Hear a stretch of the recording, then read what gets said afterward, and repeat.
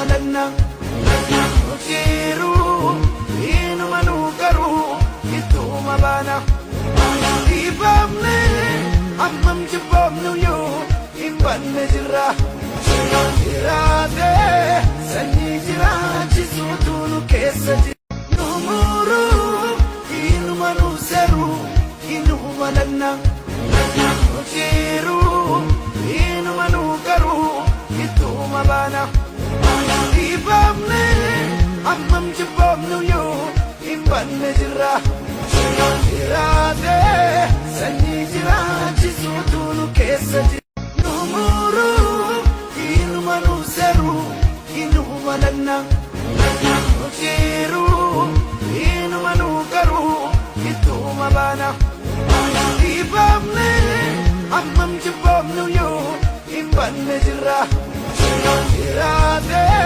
sani jira jisutunu kesa Numuru inu manuseru inu malana Ojiru inu manugaru itu mabana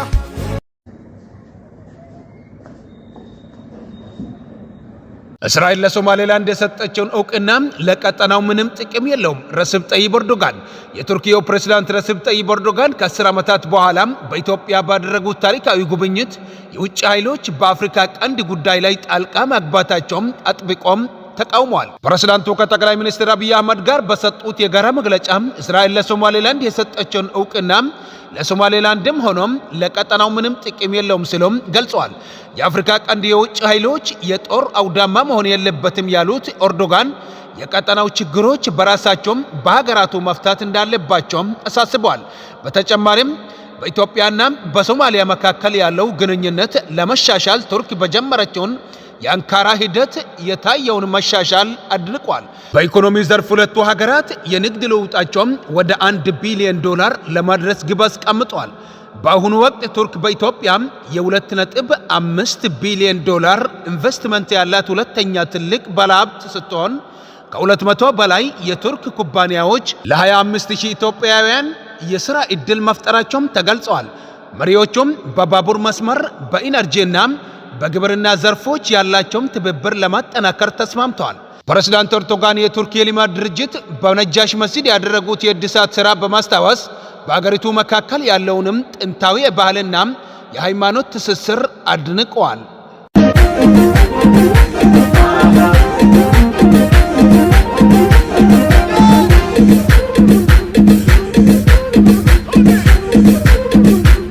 ዛሬ ከህይወቴ እጅግ አሳዛኝ ቀናቶች መካከል አንዱ ነው።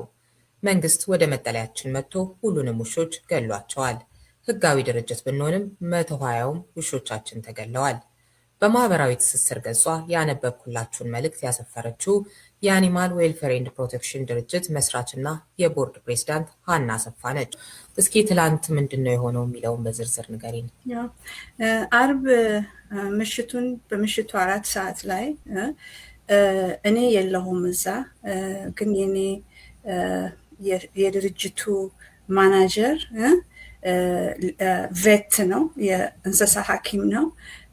2 ሌላ ቬቶች፣ 4 የእንስሳ ኬርቴከሮች ስራቸውን ጨርሰው አንዋይንድ ሲያደርጉ 4 ሰዓት ላይ በመኪና ተጭነው የመንግስት ሰራተኞች መጡ። በር አስከፈቱ። ከዛ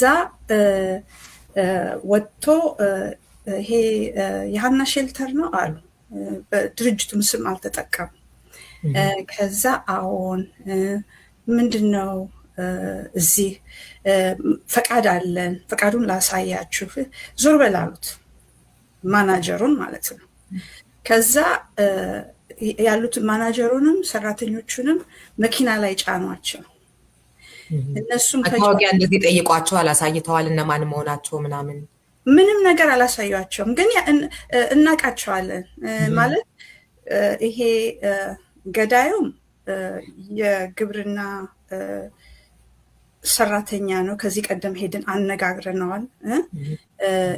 የምንሰራውን እንትን በተመለከተ ሌሎችም ደግሞ የወረዳው ጉዳይ አስፈጻሚ እንደዚህ ፖሊሶች ምናምን ህግ አስከባሪዎች ናቸው። የሰራተኞቹን ስልክ ተቀበሉ፣ ምንም ነገር እንዳይተላለፍ መኪና ላይ ጫኗቸው። ግቢ ገብተው እነኛ ያረፉትን ራታቸውን በልተው ዓለም ጤና ብለው ያሉትን እንስሶች ብዙዎቹ ብዙ ተደክሞባቸው ከግጭት አምጥተን አድነን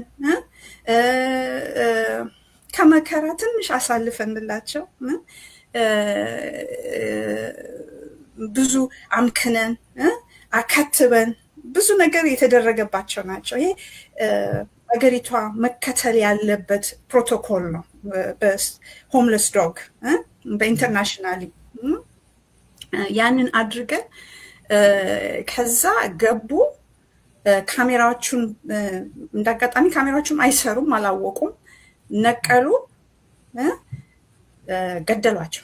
ገደሏቸውና ከዛ ልጆቹን ግቡ አሉና እነኛ የሚንከባከቧቸውን ሰራተኞች ሬሳቸውን መኪና ላይ እንዲወረውሩ አደረጉ። ከዛ ያው ስልካቸውን መለሱ፣ ግን የድርጅቱን ላፕቶፕ ካሜራዎችን ይዘው ሄዱ።